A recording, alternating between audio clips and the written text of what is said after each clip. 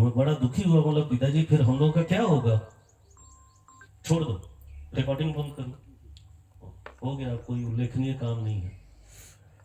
तो मैं बोला कि पिताजी अब क्या होगा, हम लोग कैसे करेंगे, हम लोग का आगे कैसे होगा। तो उन्होंने कहा देखो बेटा, अगर तुम कुछ समझ पाए हो तो मेरा एक ही तुमको आज्ञा है, निर्देश है कि जितना हो सके लोगों को प्रेरित करो। क्योंकि समाज, अब तुम लोग का समाज या किसी का भी समाज की स्थिति वास्तव में अभी भी बहुत अच्छी नहीं है। और अगर लोग वास्तव में सुखी होना चाहते हैं तो उनके लिए रास्ता आध्यात्म का ही उचित है। तो मैं बोला मैं कैसे कर सकता हूँ पिताजी, जो आप कर गए वो हम लोग कहाँ से करेंगे। तो उन्होंने कहा था देखो हो सके तो हर साल एक यज्ञ कर लिया करो। तो मैं बोला ठीक है, मैं कोशिश करूंगा। और शायद वही उनके शब्द थे जो परिणत हुआ है इस बार के यज्ञ में। तो यज्ञ ये मेरा नहीं है, न मैंने किया है, आप सब लोगों के सहयोग से, आप लोगों सबके साहचर्य से, चाहे वो प्रदीप भैया हो, श्यामलाल भैया हो, हमारे जितने भी इष्ट मित्र हैं उनके सानिध्य में और समागम से ये यज्ञ संभव हुआ है। यज्ञ की सार्थकता तब है, यज्ञ में हम क्या करते हैं, हम जिनको जिनको देवता मानते आए हैं और उसमें ज्यादा प्रमुख रूप से प्रकृति की अभ्यर्थना हम करते हैं। और उसके अलावा जो हमारे इष्ट हैं, हमारे कुल देवता हैं, हमारे पितृ हैं, ऐसे अगर समझना हो तो यज्ञ में जो कार्य संपादित हम लोग करते हैं 7 दिन, उसकी महत्ता इतनी ज्यादा है। मैं बल्कि अनुरोध करूंगा हमारे विद्वान ब्राह्मणों से कि कुछ 2 शब्द बताएं। मैं इतना ही कह सकता हूं कि पिताजी ने अपने जीवन काल में 100 से भी ज्यादा बड़े बड़े यज्ञ करवाए। और वो हमेशा कहा करते थे कि बेटा यज्ञ से इतने सारे लाभ हैं कि मैं बता नहीं सकता। प्रत्यक्ष लाभ तो प्रकृति का है कि जो प्रकृति में शुद्धता आती है, और जो हर्बल जो आइटम हम लोग हवन में डालते हैं उसमें, जैसे यहाँ पे मान लीजिए 30-40 किलो घी, और जो यज्ञ हवन सामग्री का जो इसमें हवन हुआ है उसका बताते हैं, मुझे मालूम नहीं मगर फिर भी साइंस ने भी इसको सिद्ध किया है कि हवन से बहुत सारे फायदे हैं, और वो फायदा तो होता ही है। सबसे बड़ा फायदा मेरी नजर में संस्कारों का है।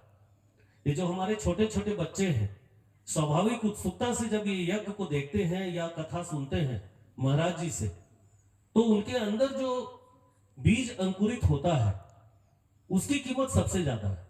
आखिर हम चाहते क्या है कि हमारा जो अगली पीढ़ी है वो संस्कारी हो, और जब वो संस्कारी होगा तभी आपको अपने धन वैभव और जन का सुख मिलेगा, अन्यथा बिल्कुल नहीं मिलेगा। तो यदि हम बच्चों को अच्छे संस्कार देना चाहते हैं तो हम ऐसे कार्य संपादित करें, और ये किसी एक व्यक्ति के द्वारा संभव नहीं है। मैं चाहूंगा कि हमारे सभी इष्ट मित्र जन इसके बारे में विचार करते रहें। ये जगह हमारे बीच में से कोई भी अगर यज्ञ करना चाहता है तो उसके लिए हमेशा उपलब्ध है, और मेरा सहयोग भी है। इसका कोई शुल्क और कोई किराया नहीं लगेगा। आप लोग जब भी करना चाहें सहर्ष आमंत्रित है। 2 शब्द मैं अपने विद्वान ब्राह्मणों के लिए कहना चाहता हूं। हम सनातनियों के मन में एक अवधारणा रहती है कि ब्राह्मण मतलब तो लफड़ा है, पता नहीं कितना दक्षिणा मांग देंगे, कितना देना पड़ेगा, कितना पैसा ले लेंगे, क्या क्या बवाल करेंगे।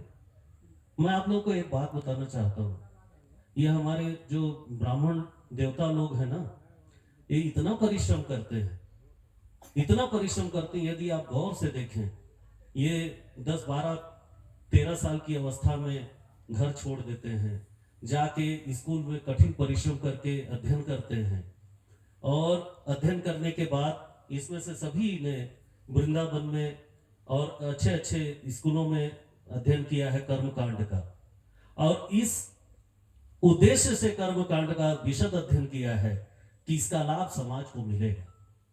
लेकिन समाज, हमारा समाज, बुरा न माने कोई, हमारा समाज वास्तव में इनके प्रति निष्ठावान न होकर उन लोगों के लिए निष्ठावान हो गया है जो लोग करोड़ों खर्च करा के और कथा और बवाल करते हैं, मैं उसको बवाल ही कहूंगा।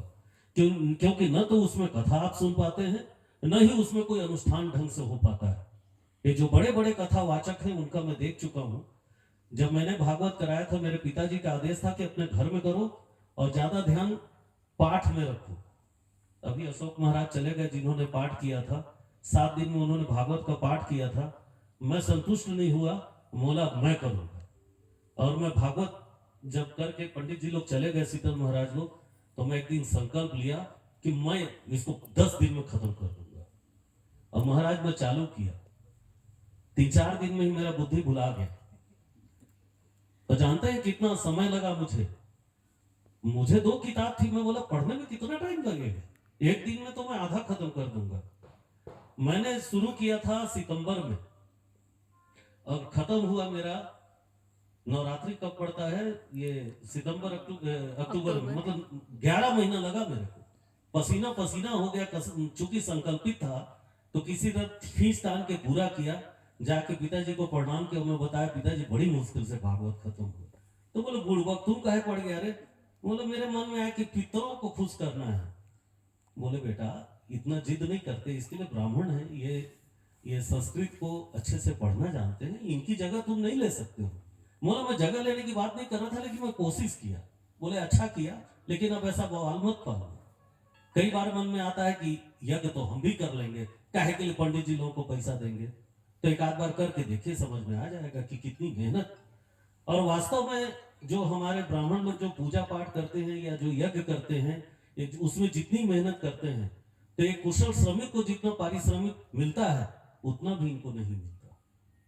तो मैं आप सबसे यह अनुरोध करूंगा कि ब्राह्मण का चयन अपने किसी भी अनुष्ठान के लिए अगर करें तो कृपया ध्यान रखें कि एक तो विद्वान होने चाहिए और दूसरा जिम्मेदारी की भावना होनी चाहिए। यही है कि मैं नहीं किया हूं, हमारे पंडित शीतल महाराज और उनकी टीम ने किया है। मैं तो यहाँ मेहमान बन के आया, दर्शन किया, पूजा किया और घर चला गया। पूरी व्यवस्था इन्होंने की, ये अपने रसोईया भी लेके आए, सब कुछ इन्होंने किया, क्योंकि मैं शारीरिक तौर पे उतनी मेहनत करने में सक्षम नहीं हूं।